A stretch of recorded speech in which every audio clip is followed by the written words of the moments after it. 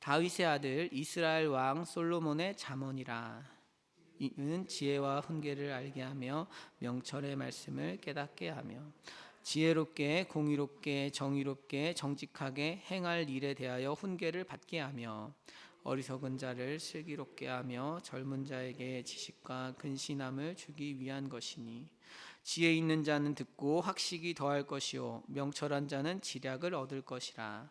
잠언의 비유와 지혜 있는 자의 말과 그 오묘한 말을 깨달으리라.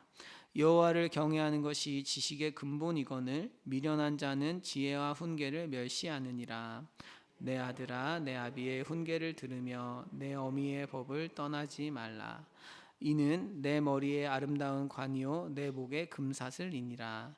내 아들아, 악한 자가 너를 꿰일지라도 따르지 말라.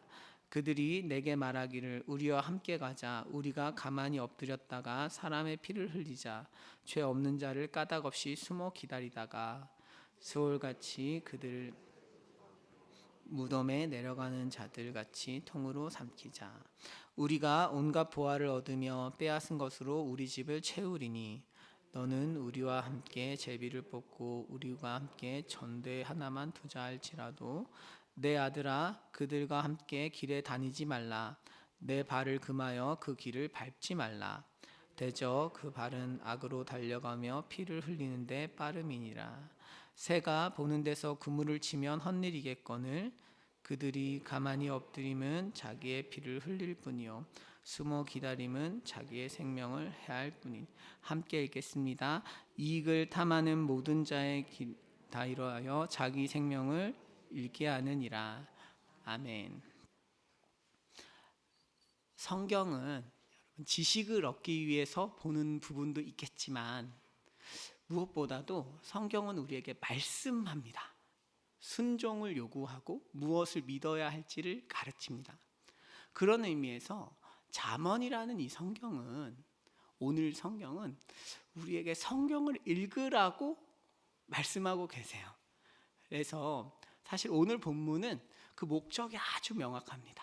그래서 오늘 설교의 성패는 이 말씀을 들으시고 그래 내가 말씀을 읽어야겠다라고 결단하시고 말씀을 읽으시면 이 말씀에 순종하는 것이고, 그것이 아니라 여전히 말씀을 읽는데 어려움을 느끼시고 결단하지 못하신다면 조금은 목적 달성에 실패한 것이라고 할 수 있어요.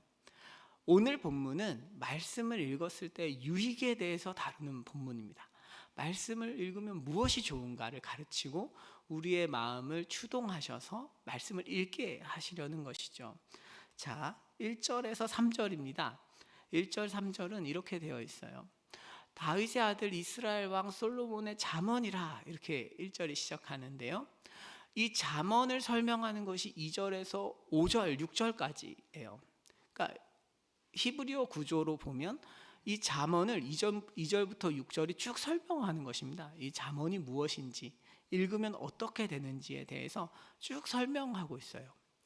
간단히 말하자면 2절, 3절에서 지혜로워진다는 것입니다. 지혜로워지는 것인데 저희가 3절을 조금 집중해서 보려고 해요. 3절은 사실 우리말 번역이 완전히 적절하지는 않거든요. 3절은 다음처럼 되어 있습니다. 훈계를 받게 하여가 앞에 나옵니다. 사실은 훈계를 받게 해서 지혜롭게 된다.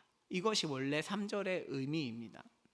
말하자면 잠언을 읽으면, 성경을 읽으면 지혜롭게 되는데, 이 지혜라는 단어는 단순히 지혜가 아닙니다.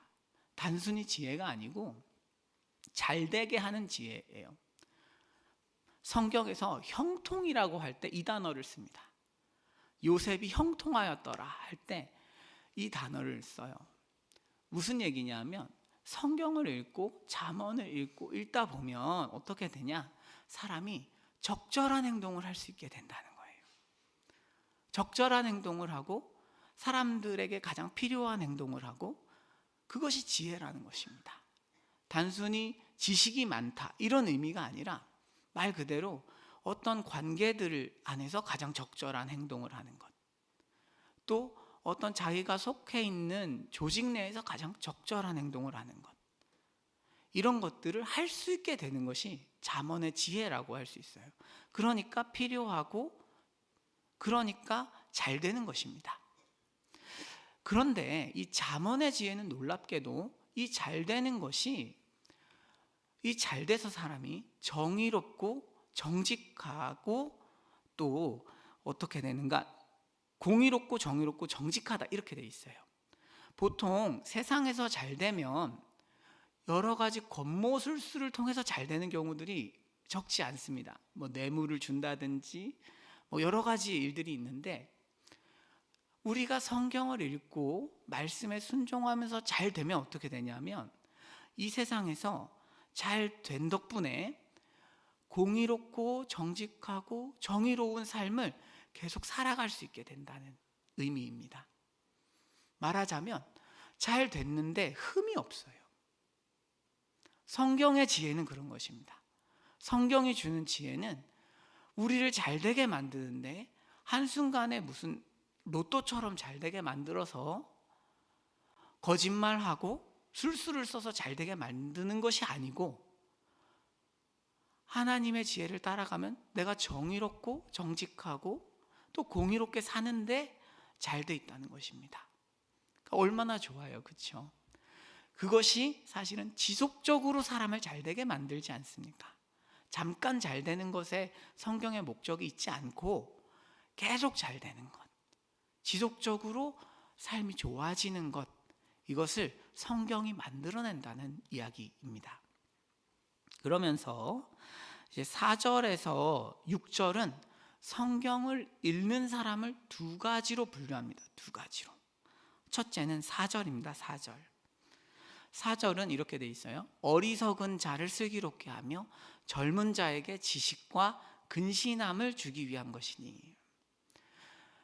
여러분, 그런데 어리석은 자로 번역한 이 단어는 사실 적절하지가 않아요. 그러니까 저희 큐티책을 보니까 이렇게 써 있습니다.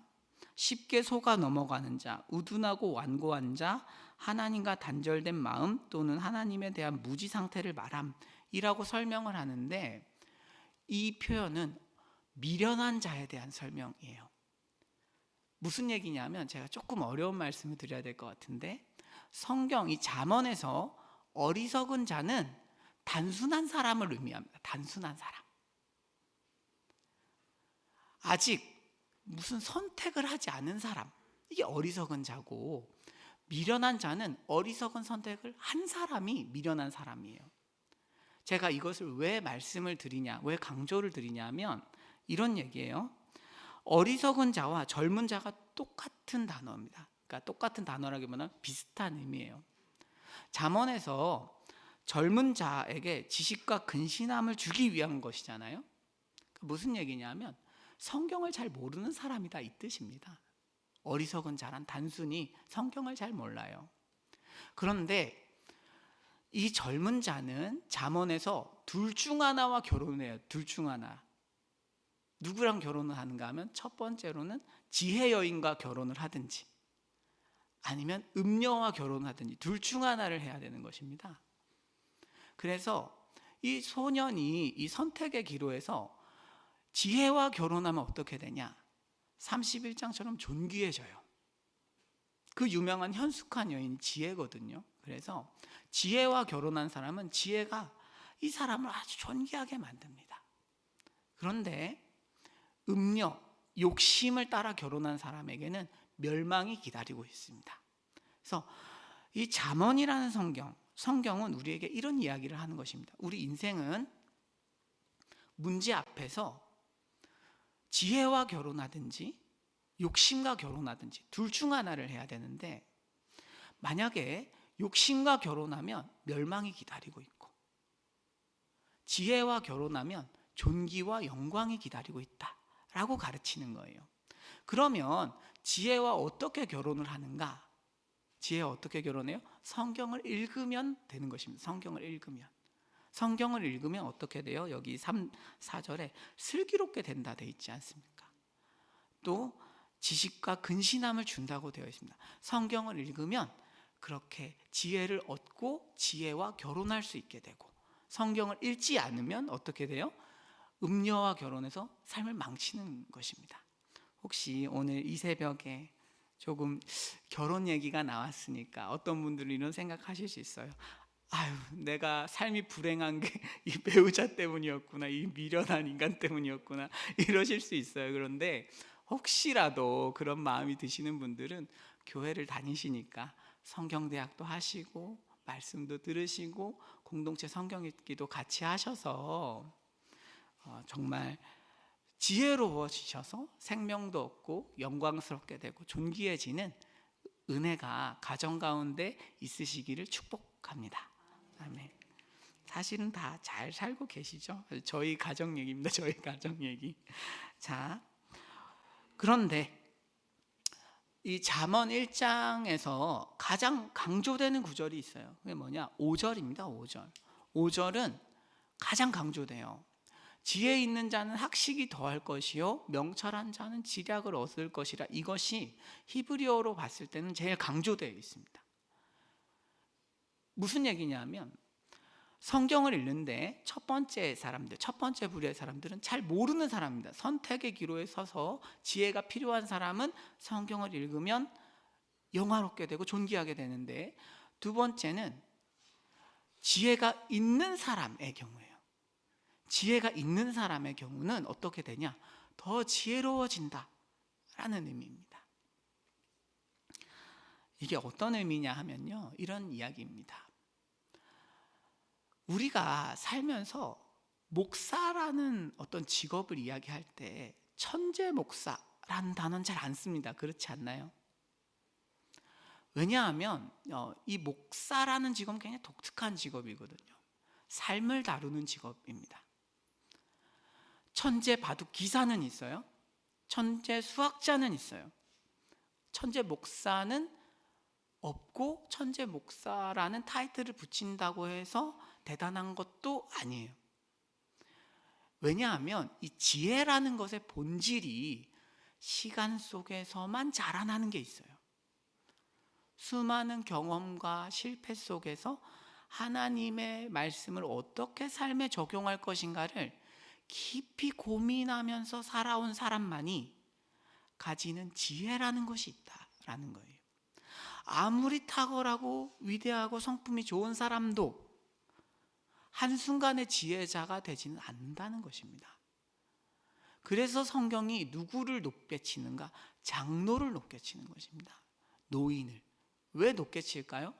오랜 시간 말씀 앞에서 말씀을 어떻게 삶에 적용할 것인가를 깊이 있게 고민하면서 살아오신 분들은 그 지혜가 어마어마한 것이에요.